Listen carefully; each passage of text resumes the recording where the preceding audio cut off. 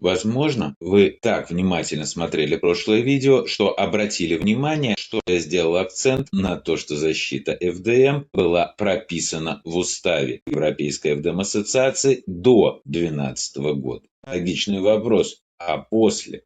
А после нет. В этом видео я наконец сделаю то, с чего вообще-то надо было начинать разговор о Европейской ФДМ-ассоциации в принципе. Расскажу о ее уставах, которых было несколько. Согласно консенсусным данным, Европейская ФДМ-ассоциация НКО, зарегистрированная в Австрии, в Вене, в 2006 году. Обязательным условием регистрации НКО является наличие устава.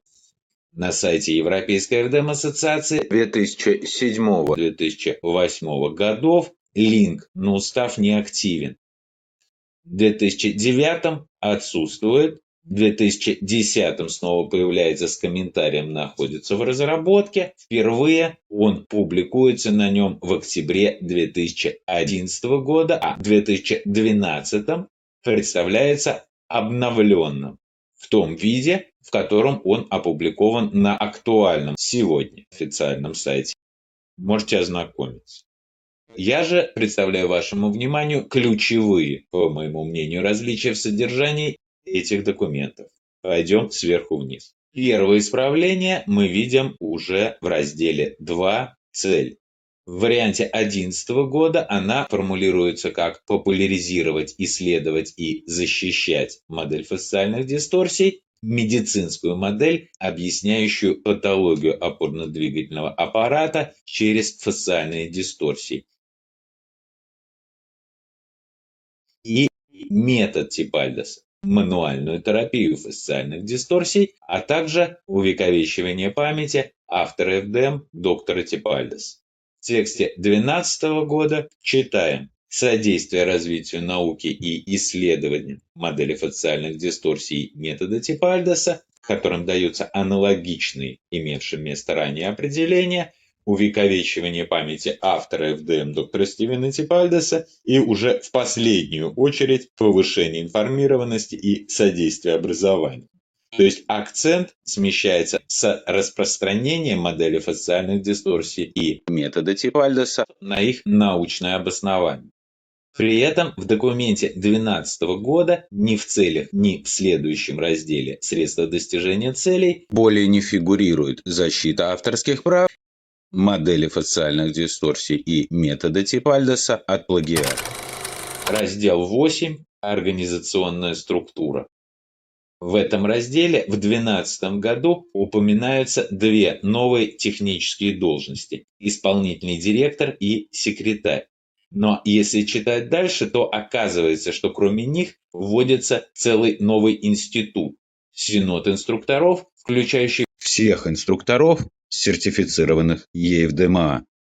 К его компетенции отнесены разработка правил обучения и формирование учебной программы Европейской ФДМ-ассоциации. Кроме того, исполнительный совет, президиум, до 2012 года должен был включать 5-7 членов ассоциации, а с 2012 от 2 до 7. И еще одно важное нововведение в уставе ЕФДМА 2012 года – создание местных филиалов, оказывающих техническую помощь деятельности Европейской ФДМ-ассоциации. И в первой версии устава, и во второй четко определено, что членами ЕФДМА могут стать только жители европейских стран. То есть резиденты Кении и Турции не могли и не могут быть членами Европейской ФДМ-ассоциации.